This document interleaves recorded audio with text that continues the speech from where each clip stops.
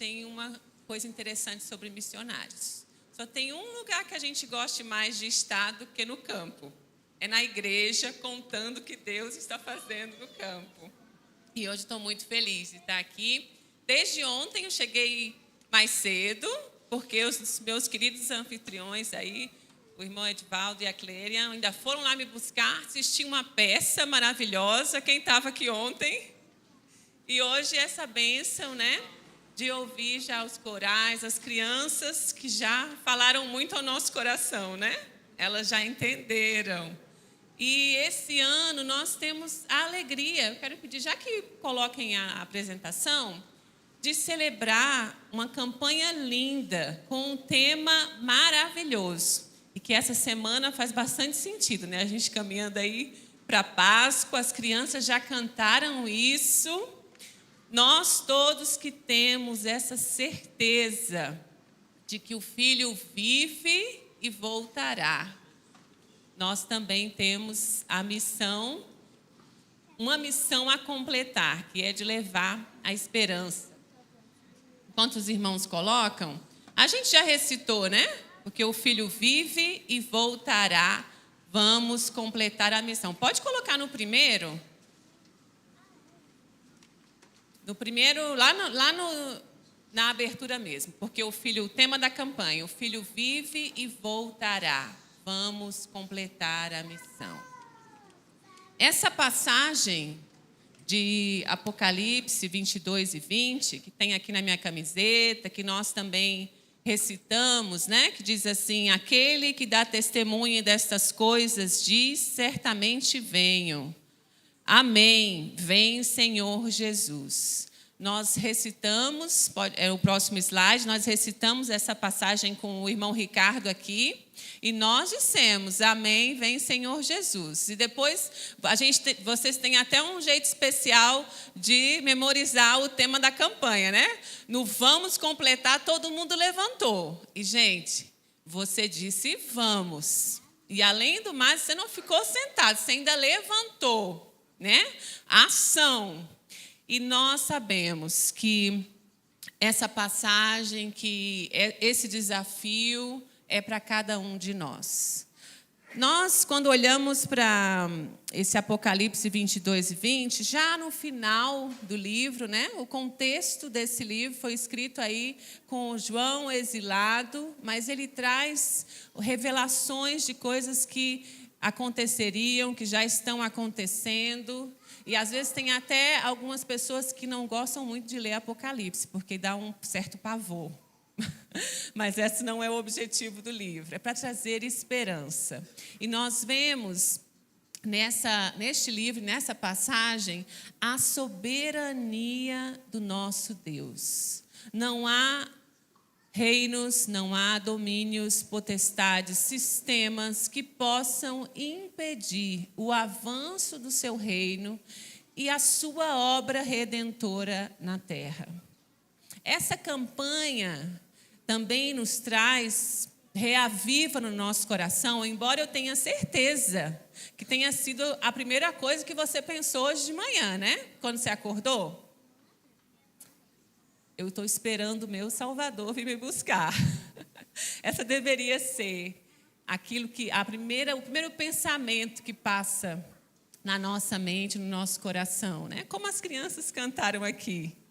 Aquele que veio, que deu a sua vida por mim, que já fez tudo o que precisava ser feito para que eu fosse salvo, que derramou com muita graça, pela graça, seu sangue para limpar os meus pecados, para curar o meu coração, para garantir uma vida eterna. Ele não está morto, ele ressuscitou, está nos céus, à destra do Pai, e disse que voltaria. E é isso que nós esperamos. Então, aqui a gente tem a alegria da certeza da salvação e a gente tem a alegria da certeza do seu retorno. Aqui fala sobre a lágrima, as lágrimas dos nossos olhos, os sofrimentos que estamos submetidos, porque no mundo onde nós estamos teremos aflições. Nós estávamos falando sobre isso, o pastor falou sobre isso na nossa classe da EBD, porque eu também assisti a EBD aqui hoje, viu? E nós passamos por momentos difíceis e graças a Deus nós podemos celebrar também o Senhor agindo no meio dos momentos difíceis. Hoje oramos por isso, agradecendo, né? Junto com a família e com a nossa querida ali. Mas nós temos a esperança de que todos esses altos e baixos da existência humana, isso que está limitado nesse trechinho aqui da vida terrena, que é muito pequeno quando calculamos, quando olhamos para a nossa eternidade inteira com Ele. Isso tudo vai passar. E a palavra diz que a morte será vencida, banida, e que as lágrimas, todo sofrimento também Ele enxugará. Isso tudo move o nosso coração. Não sei se você pensando nisso, seu coração não se enche de alegria, deve se encher, né?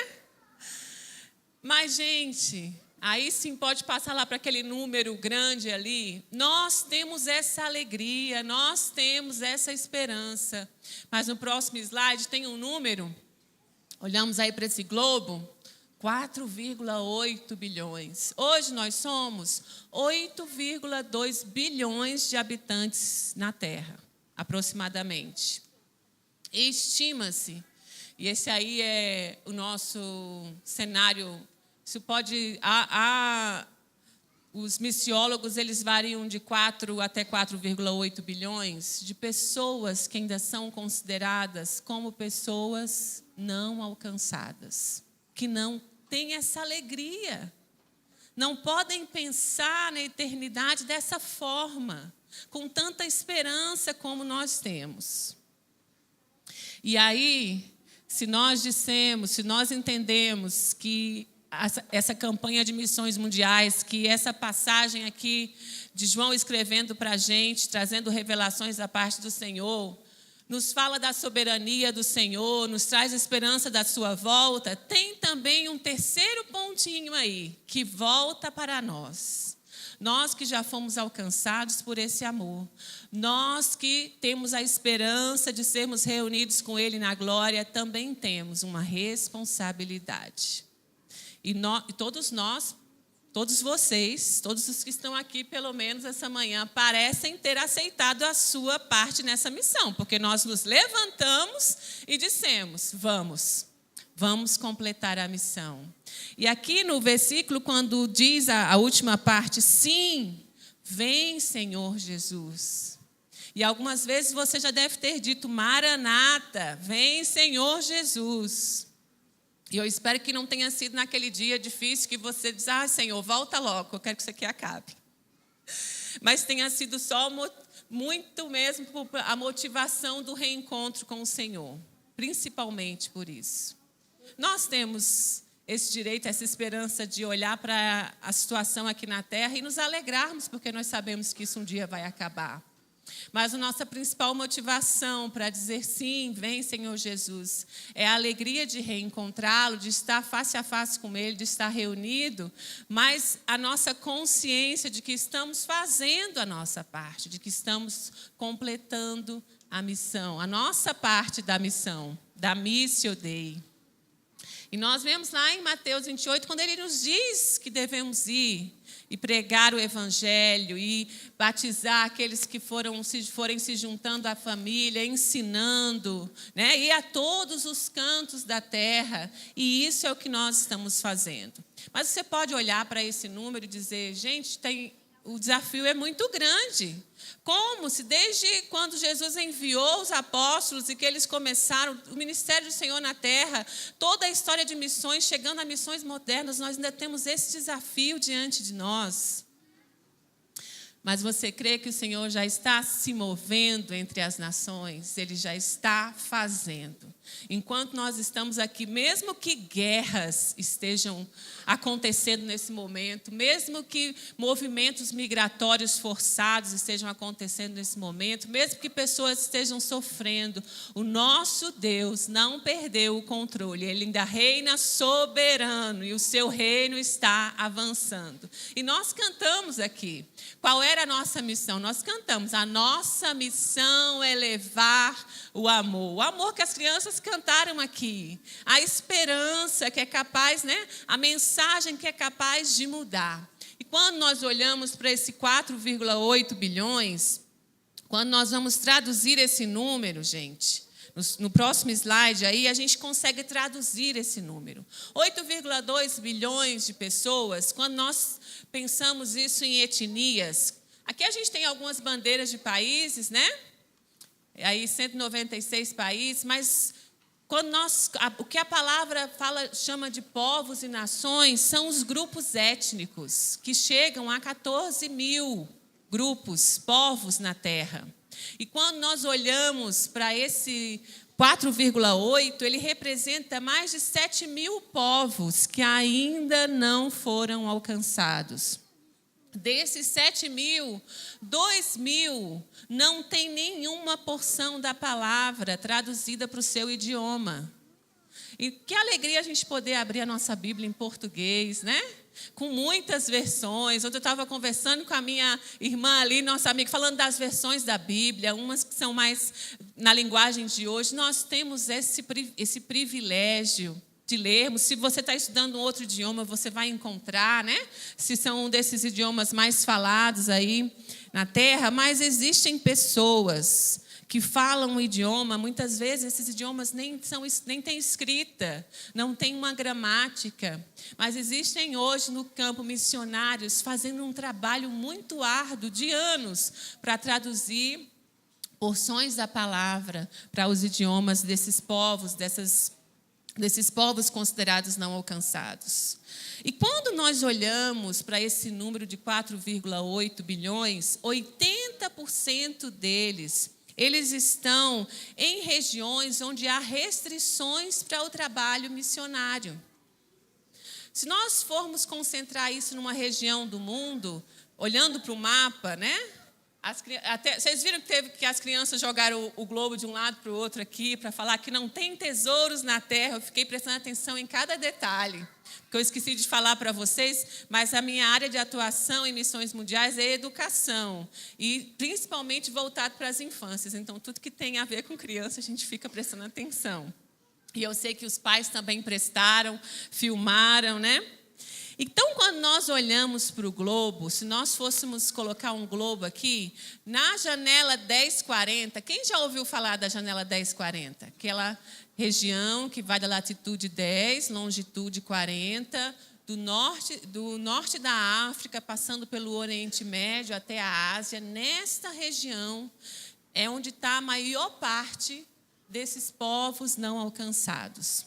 Além de estarem em regiões que existe restrição para a pregação da palavra, para o trabalho missionário, também nessa região encontram-se as pessoas que vivem em maior estado de vulnerabilidade, os mais pobres do mundo. 90% dessas pessoas, eles vivem em situação de extrema pobreza. E 50% dessas pessoas são mulheres e crianças. Vocês, quando leem os jornais, quando assistem, a gente vê as imagens, né? Quando a gente assistimos às reportagens, nós vemos como as crianças são as mais abaladas por essas dificuldades ao redor do mundo. E é também nessa região onde vivem as pessoas praticantes das maiores religiões do mundo, islamismo, budismo, hinduísmo, e cada uma delas, né, tem o seu Deus, e muitos praticantes dessa religião não têm nenhum conhecimento de quem é Jesus Cristo.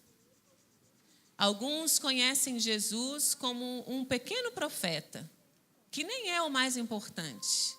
É menor que Moisés, é melhor do que o profeta que iniciou, o profeta para eles, que eles têm como profeta que iniciou sua religião. Nesses lugares, para essas religiões, para essas pessoas, dizer que Jesus é filho de Deus é algo que vai explodir. É inconcebível, porque o Deus deles não tem. Como pode Deus ter tido um filho? Dizer que Jesus veio e morreu e ressuscitou. São religiões que seguem pessoas, homens importantes para eles, que já passaram pela terra e que já morreram, e que agora a memória desses homens é cultuada. É dizer que Jesus veio, vive e que ele voltará. Mas nossa missão, nós cantamos, é pregar o Evangelho. A palavra do Senhor diz que o Evangelho será pregado em toda a terra e então virá o fim. E nós estamos dizendo, sim, vem Senhor Jesus. E quando dizemos isso, retorna para nós a nossa parte da missão, que é levar essa boa nova.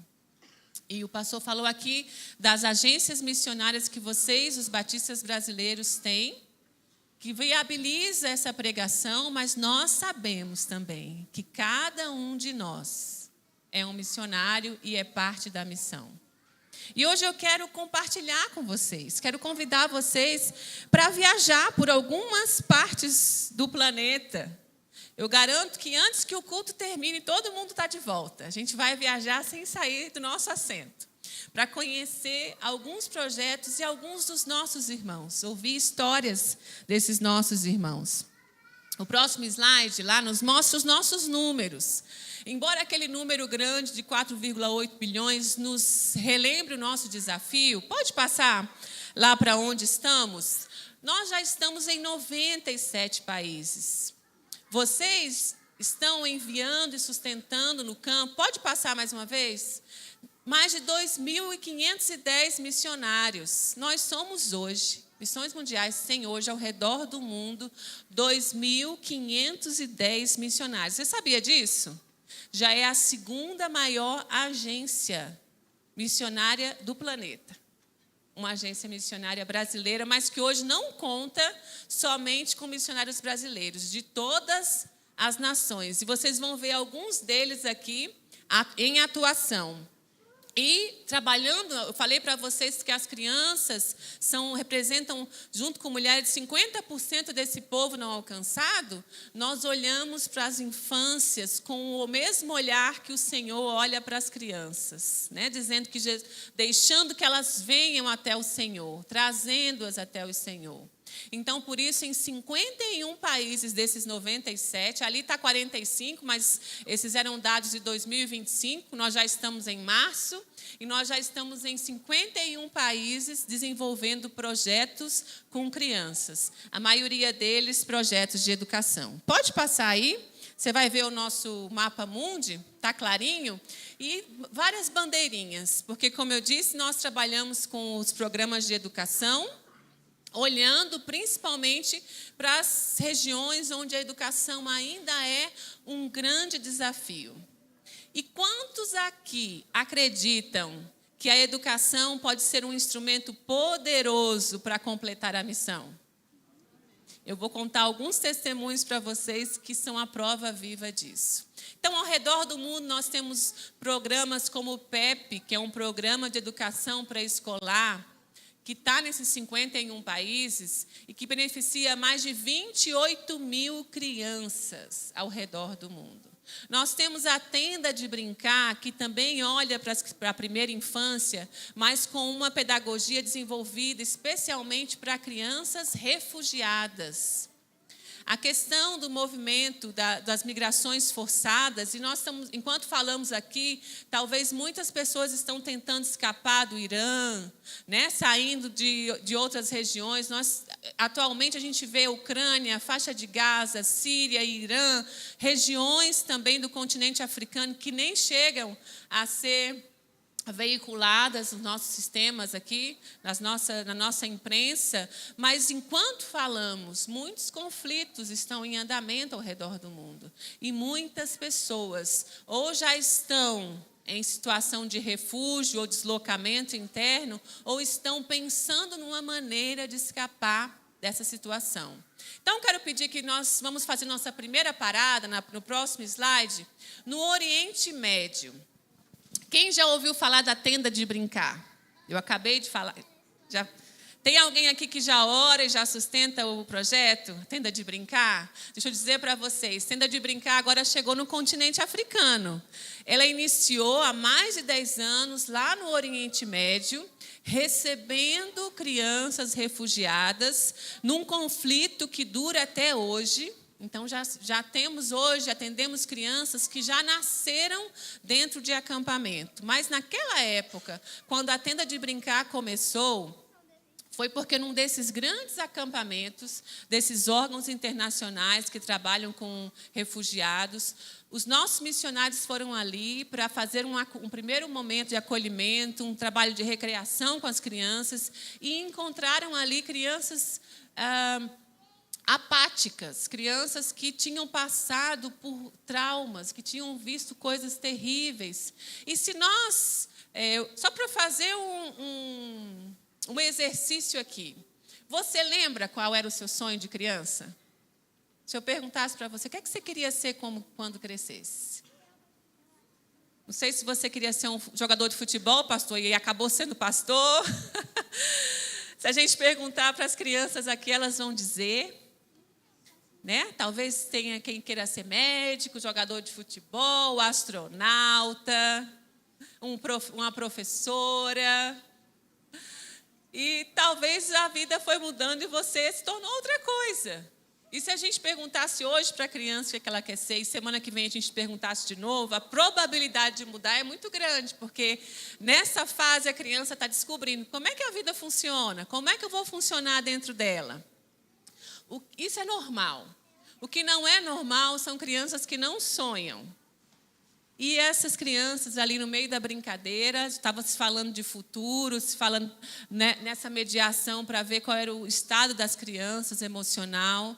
E fazendo essa pergunta para eles, primeiro eles ficaram parados, e um menino depois quebra o silêncio e fala, eu não sei, eu só quero estar vivo.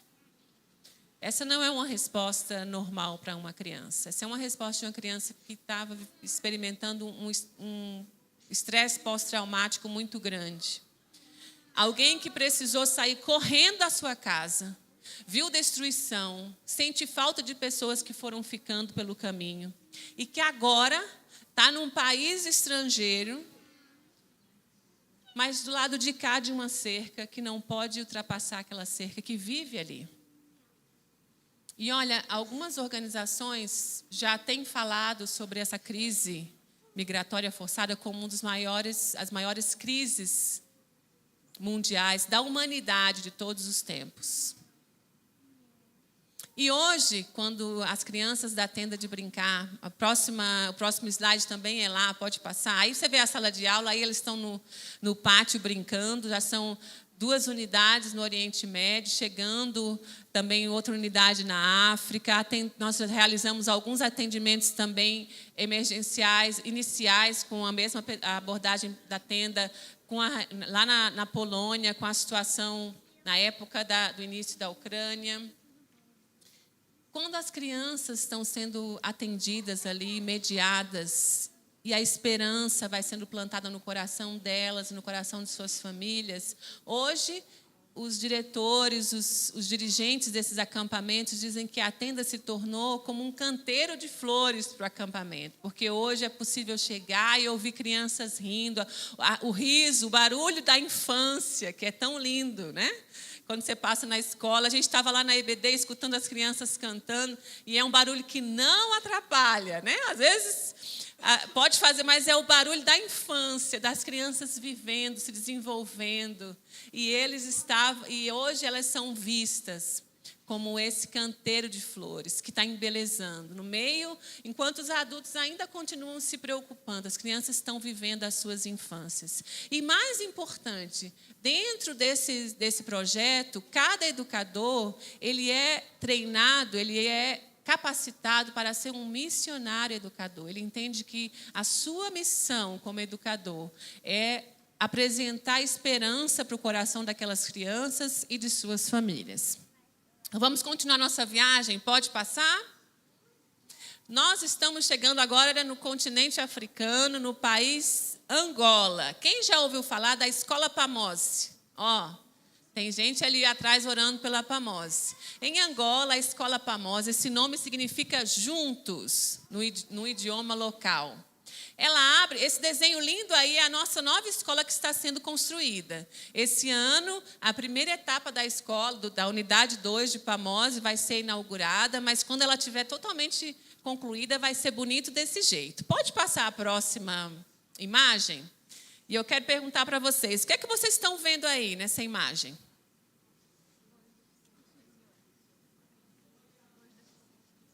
Professor e aluno? Isso aí. Uma criança, uma aluna cega, está ali com óculos. Ela está fazendo uma leitura pelo método Braille. E do lado dela tem um professor que também não enxerga.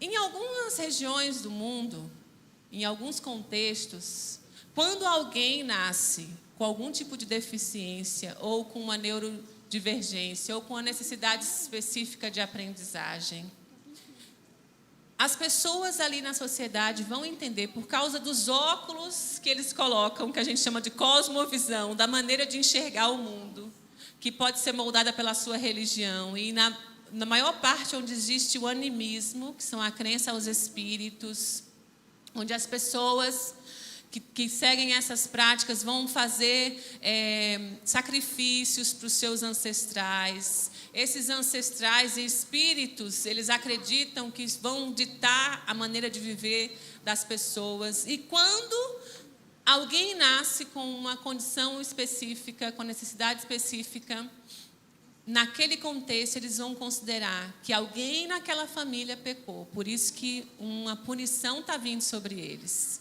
Outros vão acreditar que essa criança que nasceu, como ela não enxerga, ou como ela não escuta, ou como ela tem uma neurodivergência, ela não tem condição nenhuma de se desenvolver. Ela não vai aprender. Por isso, até hoje, em muitas partes, a escola ela é destinada apenas para aquelas pessoas que são consideradas típicas. E muitas famílias, quando têm os seus filhos com alguma condição diferente, um filho atípico, vai esconder essa criança da sociedade, para, na sua maneira de ver a vida, não expor o seu pecado ou a sua fragilidade. E a escola PAMOSE começa porque crianças surdas não podiam ir à escola. E hoje, na escola PAMOSE, nós temos alunos surdos e professores surdos, alunos cegos e professores cegos, alunos com a trissomia do cromossomo 21 ou síndrome de Down e também educadores, e típicos e atípicos aprendendo juntos, PAMOSE, na escola. Mas o mais importante, nós estamos comunicando para essas crianças e para suas famílias que cada um de nós foi criado à imagem e semelhança do nosso Criador. E que Ele morreu. Jesus, o Filho, veio e morreu por cada um de nós, para que todos nós, a condição é que crescemos nele, tenhamos a vida eterna. Então, assim como a escola tem aberto as portas para todos, para que juntos, para que PAMOSE, todas as crianças aprendam, nós também temos indicado o caminho da salvação, para que juntos, para que todos possam acessá-lo. Então, é uma educação que aponta para a eternidade. E nós temos visto muitas famílias sendo transformadas através da esperança. E a escola PAMOSE é um exemplo da educação contribuindo para completar a missão. Junto com a escola PAMOSE, nós temos ali a Igreja Batista do Calvário e outras igrejas da Convenção Brasileira. E só no ano passado, gente, mais de 2.000 educadores das escolas batistas, como do sistema de educação público, porque o governo veio pedir ajuda, foram capacitados ali em Angola. Está acontecendo através da escola PAMOSE uma transformação da visão de mundo de educadores, de sistemas, de famílias. E muitas famílias pessoas têm sido transformadas pela educação e transformadas para a eternidade, quando ouvem com seu coração que Jesus, que o Filho está vivo, ouvem tudo que Ele já fez por nós e do seu retorno. E muitas pessoas, mesmo aquelas que não enxergam, já estão contemplando uma eternidade inteira com Cristo. Pode passar, a gente continua a nossa viagem e vai para esse país, a Guiné-Bissau. Quem conhece a Guiné-Bissau? Alguém que já fez alguma viagem para a África? A irmã já foi lá. Mais um ali. Gente, Guiné-Bissau está entre os países mais pobres do mundo. E quando nós olhamos para a questão da educação, Só para vocês terem uma ideia, menos de 17% das escolas de Guiné-Bissau têm eletricidade instalada. O que não significa que quando a escola que tem eletricidade vai poder apertar o botão e a luz vai acender. Porque o país inteiro sofre com ruptura de fornecimento de eletricidade. Mas isso é para nos falar do grande desafio. Mas há mais de 25 anos, numa localidade chamada Bafatá, a Escola Batista de Bafatá, que hoje beneficia 700 alunos, ela está lá. E foi por causa dela, que pode passar a próxima imagem, que um menino chamado Mário chegou e iniciou os seus estudos naquela escola. Guiné-Bissau, embora tenha uma grande população, boa parte da população seja animista, a outra parte é islâmica, foi islamizada. Então, Mário vem de família muçulmana, e ele vem também de uma região onde as pessoas vão viver da agricultura de subsistência. É muito comum nessas regiões as crianças começarem o ano letivo e quando chega o período da chuva, elas desaparecem da escola, porque a família precisa de toda a mão de obra para trabalhar aquela terra, para aproveitar o período de chuva, para garantir que vai ter alimento naquele ano. Então, todo um trabalho de conscientização, às vezes de ajustar o calendário para que as crianças possam aprender e as famílias também possam ter o seu meio de sobrevivência.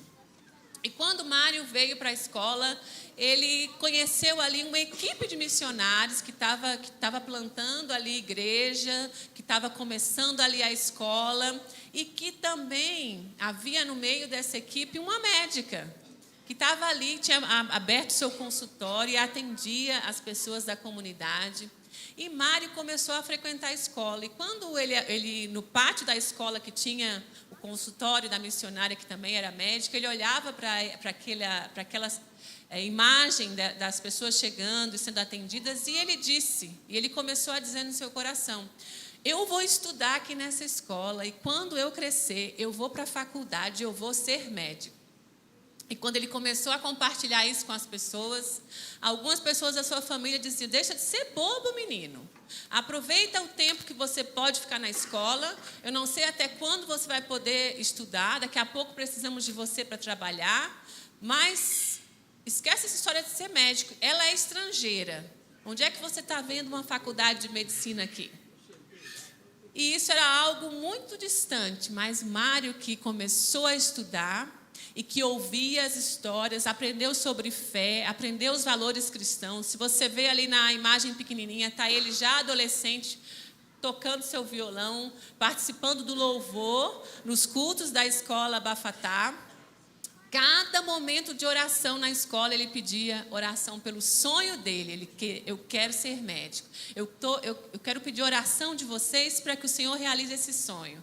E ele foi crescendo, se torna sempre bom aluno, sempre esforçado. E quando chega o período dele, que ele termina o ensino médio, ali que ele precisava agora decidir se ele ia buscar um estudo na capital, porque Bafatá fica distante, ou se ele ia agora sair e começar a trabalhar. Naquele momento chega em Bissau, a capital de Guiné-Bissau, uma faculdade de medicina.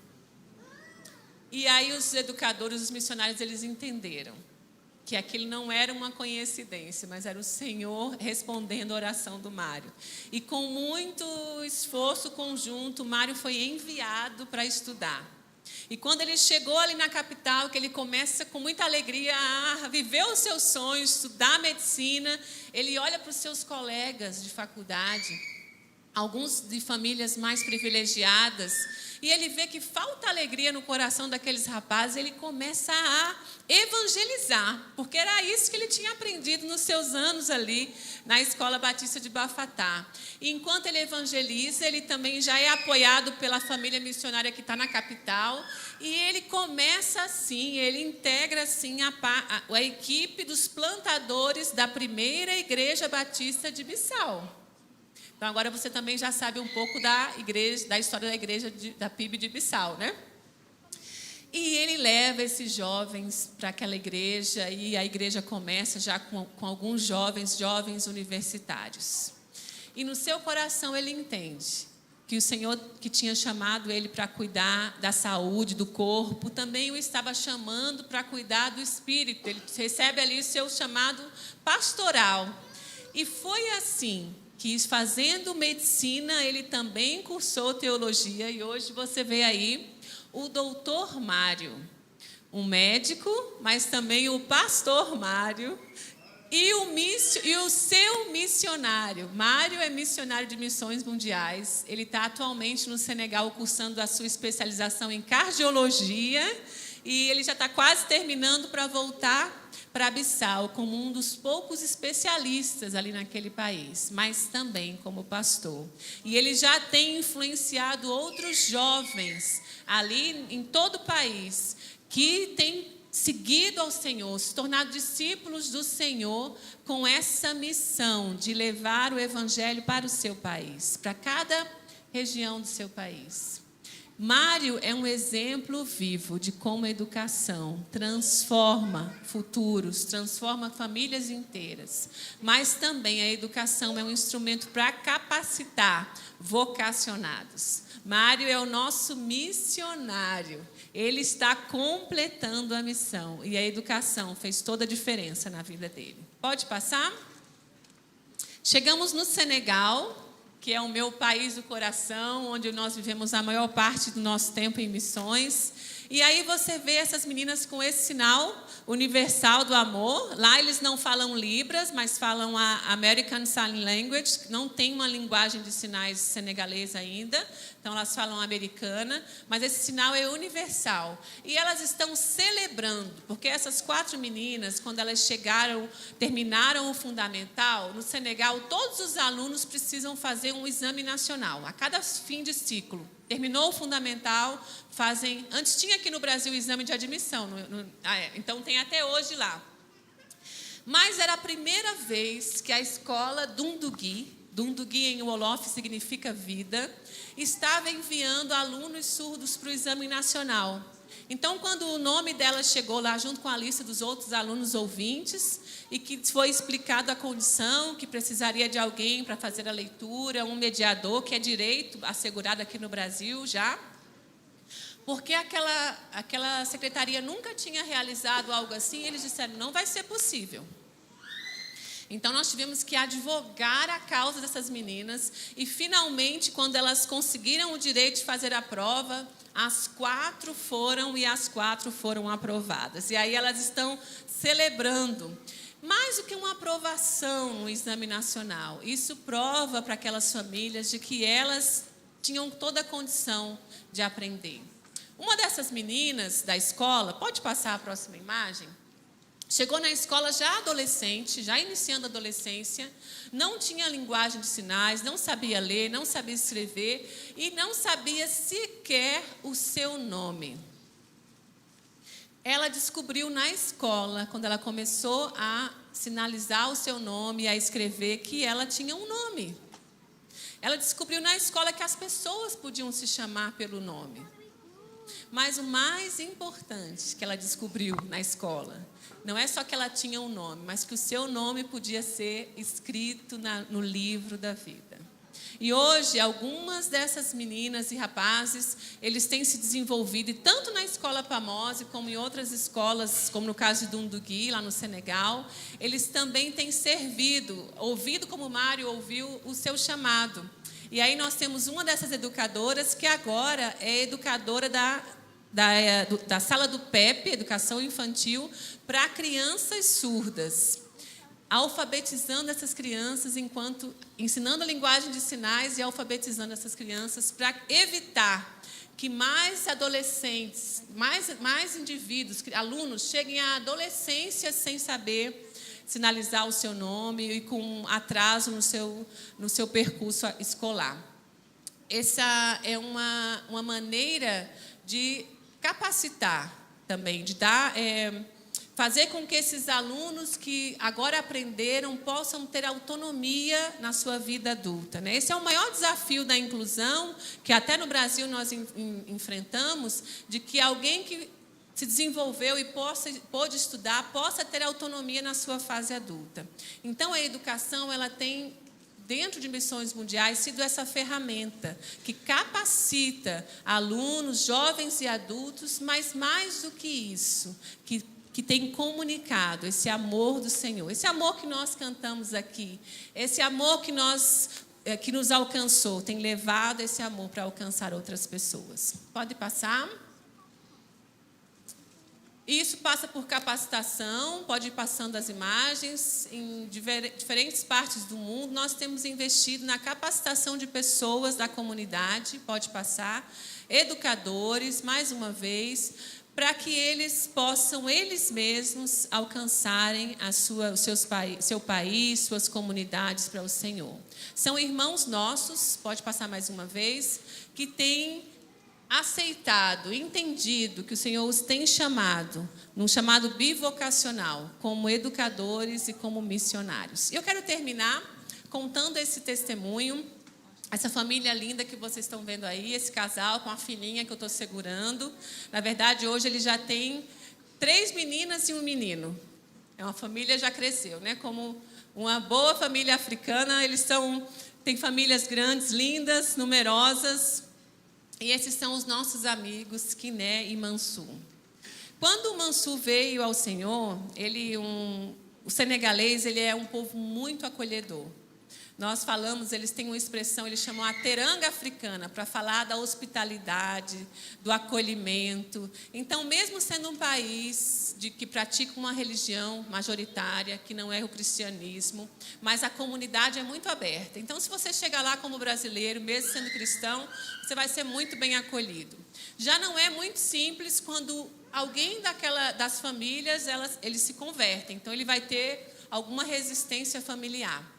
E no caso, quando Mansu começa a frequentar a igreja e ele começa a ouvir, primeiro ele começou os estudos, a conversar com os missionários e começou a fazer os estudos da palavra.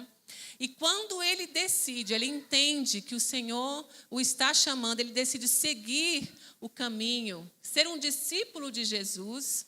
Ele começa a caminhar, entra por esse caminho, começa a congregar e, em determinado momento, ele vai compartilhar com a sua esposa que agora ele é um discípulo de Jesus.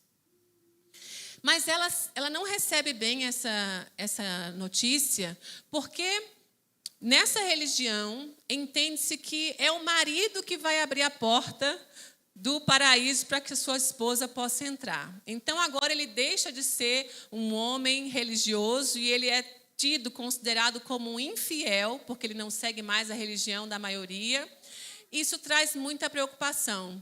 Ela vai pedir apoio da sua família e os pais dela chamam o Mansu para conversar e, como eles não conseguem dissuadi-lo, eles decidem então que eles vão pôr fim àquele casamento, porque a religião da maioria lá permite o divórcio. Então eles recolhem a sua filha com a sua primeira netinha. E a Kiné volta para a casa dos seus pais e o Mansu, o nosso irmão, vivendo a sua jovem fé, se depara com o seu primeiro desafio. Como é que seguir a Jesus vai botar em risco aí a minha família? Mas, irmãos, a igreja dessa região tem uma característica muito linda, que se parece muito com a igreja primitiva. Eles vão se acolher, eles vão repartir o pão, eles vão acolher aqueles que por se converterem, perdem o convívio familiar. E a igreja entrou num programa de oração. Oramos incessantemente para que o Senhor se revelasse, assim como Ele se revelou ao coração do Mansu, pudesse se revelar a Kiné. E eu não sei se vocês já ouviram falar de coisas que têm acontecido nessa região, de pessoas que têm sonhado com Jesus. E um dia, quando ela estava na casa dos seus pais, ela tem um sonho. E Jesus, ela diz que um homem de branco apareceu e disse para ela: eu sou o caminho. Seu marido, ele entrou por esse caminho e eu vim buscá-la para que você também me siga. E ela acorda desesperada e ela não aguenta, ela vai falar com o Mansur. E aí, nesse meio tempo, as irmãs já chegaram ali junto para acompanhá-la. Eu tive a alegria de ir acompanhá-la nos seus primeiros passos, de discipulá-la. E depois de alguns anos aqui, né, fez a formação para a diaconia.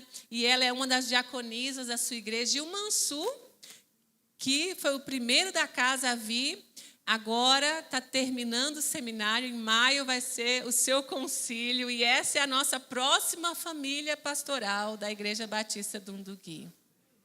O Senhor está fazendo grandes coisas ao redor do mundo, no Senegal, na Guiné-Bissau, em Angola, no Oriente Médio, nos confins da terra, olhando para as nações, Ele está se movendo.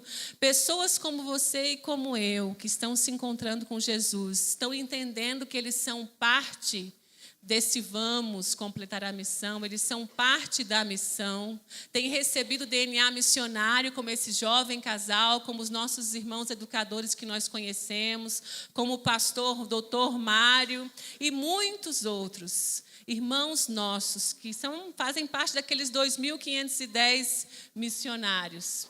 Irmãos que, por causa da sua oração, do seu investimento em missões, puderam ouvir falar de Jesus. E a nossa campanha é para que nós possamos juntos completar essa missão. Nós dissemos vamos, né? Cada um de nós. Então, eu quero só pedir que coloque o último slide.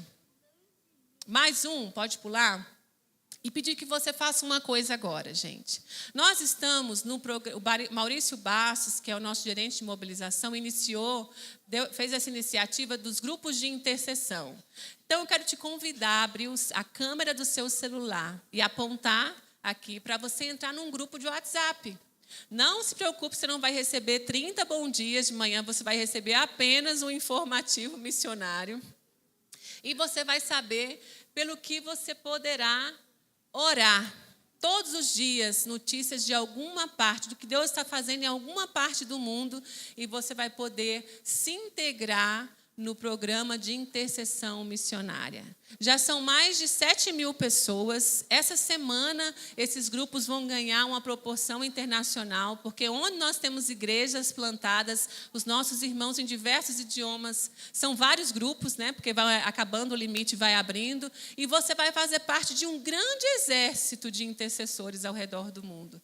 Esse é o meu convite para você nessa manhã.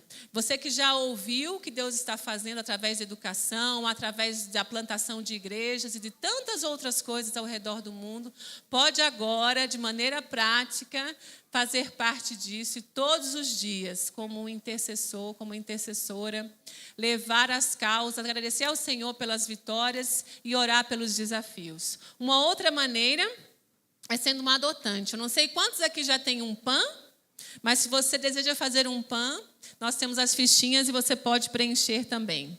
Eu quero orar por vocês, por essa campanha que vocês estão começando e desejar que o Senhor abençoe a cada um de vocês. Levo vocês nas minhas orações, desejando que o Senhor abençoe cada família aqui representada, essa igreja. Obrigada pela recepção calorosa aos meus anfitriões da casa, mas a cada um de vocês que recebe missões mundiais todos os anos aqui na igreja e que juntos conosco estão completando a missão. Que Deus os abençoe.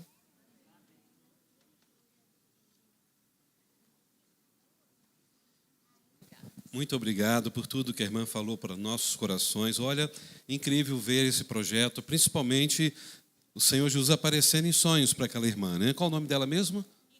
Quiné, né? Meus irmãos, creio que o irmão Ricardo já tenha falado aqui, recentemente um grupo de muçulmanos sequestrou um pastor e ele pensou que estava indo para ser decapitado. E quando chegou lá, tiraram lá aquele capuz e disseram para ele: Jesus apareceu para a gente e a gente precisa conhecê-lo. A gente quer estudar a palavra de Deus. Eu não sei, é mais ou menos a história assim. Então, nós temos ouvido falar de tudo que tem acontecido nesse mundo. Tudo isso prova que Jesus está voltando. Por isso, nós vamos completar a missão. Quero convidar você a fechar os seus olhos nesse momento. Eu sei que esta igreja é uma igreja missionária. Eu sei que nós temos muitos vocacionados nessa igreja, irmãos fazendo cursos teológicos, irmãos que estão se capacitando cada dia mais. E talvez esta manhã seja uma manhã de você confirmar o seu chamado e dizer ao Senhor: Senhor, eis-me aqui, eu quero ser usado por Ti, eu quero me entregar completamente para a Tua obra missionária. Eu convido a igreja a ficar em pé. E se você quer fazer isso hoje, e se entregar e dizer: Senhor, especificamente, eu estou aqui entregando a minha vida para a obra missionária, para o chamado que o Senhor tem para mim. Eu quero desafiar você a sair do seu lugar e vir aqui à frente. Nós queremos anotar o seu nome para podermos trabalhar com a sua vida. Você já pode ter se formado, mas se você tem um chamado para fazer missões, para poder ir também para o campo pregar o Evangelho, vem aqui à frente. Esse é o momento que eu quero colocar a sua vida diante de Deus. Independente da sua idade. Eu pude ir à frente quando eu tinha 8 anos de idade. E naquele momento eu pude ter a certeza que o Senhor estava me chamando para fazer a sua obra.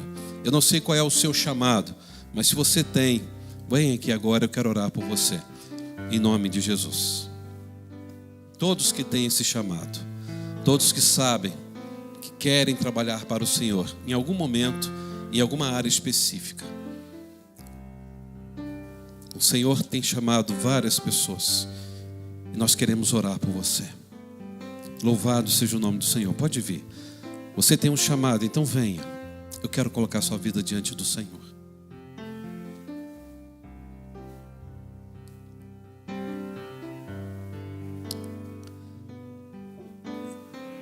Deus, como é maravilhoso poder te servir. Obrigado, Senhor, por essas vidas que aqui vieram. O Senhor tem algo específico na vida de cada uma delas. Ó Deus, eu creio que a obra que o Senhor começou nessas vidas, o Senhor vai completar até a sua volta. Ó Pai, agora em especial eu vim colocar todas essas vidas no teu altar. Uma vez que estão se colocando, ó Deus, como vocacionados, chamados pelo Senhor.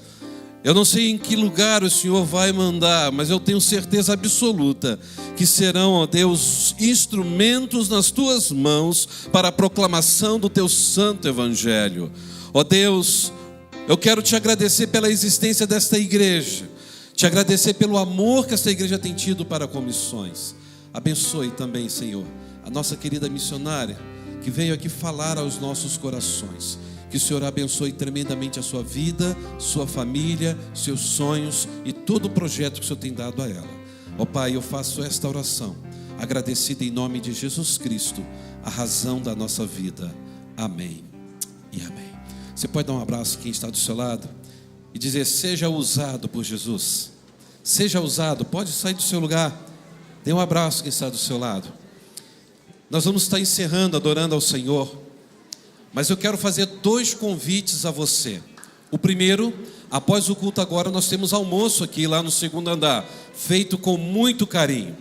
E o segundo convite, domingo que vem, eu não gostaria de estar aqui sozinho, só eu e minha família, a família do Júlio, né? Nós teremos o culto da ressurreição. Nesse dia de Páscoa, no próximo domingo, nós estaremos aqui, que horas, irmãos? 6 horas da manhã, e nós vamos acordar todos da Rua Teresa cantando: da sepultura saiu, com triunfo e glória ressurgiu. E depois nós teremos um delicioso café de comunhão, onde vamos estar aqui celebrando a nossa comunhão e celebrando o nome de Cristo. E também teremos logo a seguir a escola bíblica dominical. Não teremos culto, mas teremos a escola bíblica dominical. Então todos estão convidados. Domingo que vem, 6 horas da manhã, vamos estar aqui celebrando a ressurreição de Jesus Cristo. Vamos adorar o Senhor? Solte a sua voz, cante com alegria ao Deus da nossa salvação.